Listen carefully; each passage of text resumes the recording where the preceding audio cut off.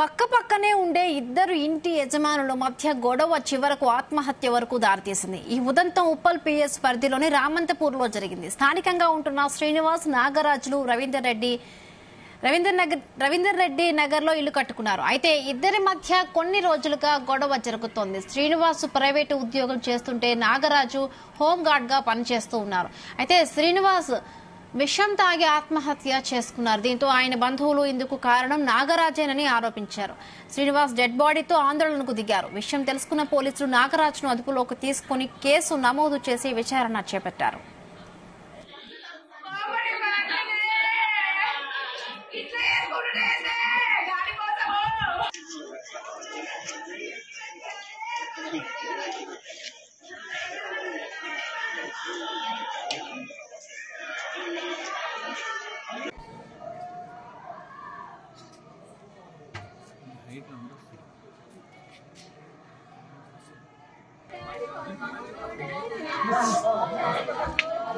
నాగరాజు మాటలతోని చాలా టార్చర్ పెట్టిండు.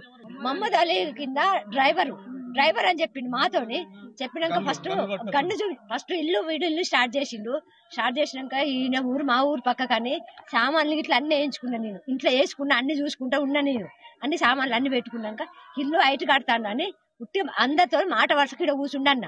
నా ఇల్లు హైట్ కడతానని ఇది అందరితో చెప్పి నా ఇల్లు ఊలగొట్టిస్తానని అప్పటి నుంచి స్టార్ట్ చేసి ఇక మానసికంగా ఇంట్లోకి 3 సంవత్సరాలు వాడు 3 సంవత్సరాల నుంచి వెళ్ళి మాకు ఇవే మాటలు. ఆ కెమెరాలో చూస్తాడు.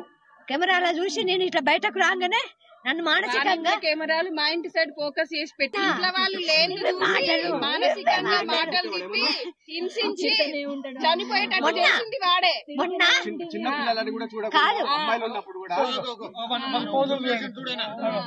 ఆయన నాగరాజు మహమ్మద్ అలీ పి అని చెప్పి రివల్ వాళ్ళు 5 సార్లు చూపించాడు.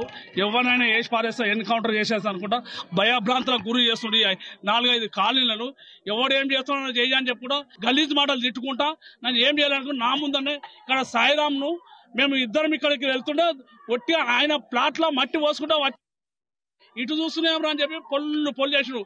ఆయన వెంటనే ఆ డ్యూటీ నుండి సస్పెండ్ చేయాలి. ఆయన ఇక్కడ నుంచి ఇల్లు అమ్ముకొని పోవాలి. ఎందుకంటే అందరికి భయపడుతుంది. కాలనీ వాళ్ళు అందరికీ చాలా బెదిరిస్తుండ్రు. మొత్తం 5 గంటలకు ఒక 10 నిమిషాల ముందు ఈ గవర్నమెంట్ డ్రెస్ మీద వేయండు. ఆయన పోయి ఇంట్లో తాళం గొల్లెం పెట్టుకుంటూ శివం రానొచ్చి మేము పరిచయం ఈ కాలనీ కూడా మాకు తెలియదు. అన్ని గలీజ్ మాటలతో బాధ భరించలేక ఫైజన్ చేసుకొని వచ్చిండు.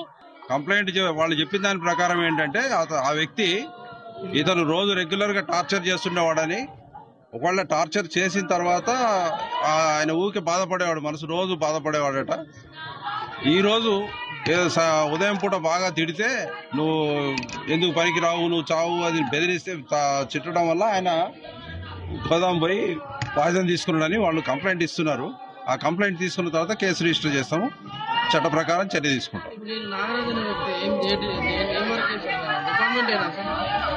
డిపార్ట్మెంట్ లో హోంగార్డ్ గా చేస్తున్నాడని చెప్తున్నారు. అది మొత్తం క్లియర్ గా తెలుసుకోవాల్సి ఉంది. ఎవరైనా సరే చట్టానికి అతీతులు కారు. అతని హోంగార్డ్ కావచ్చు, పెద్ద పోలీస్ ఆఫీసర్ కావచ్చు.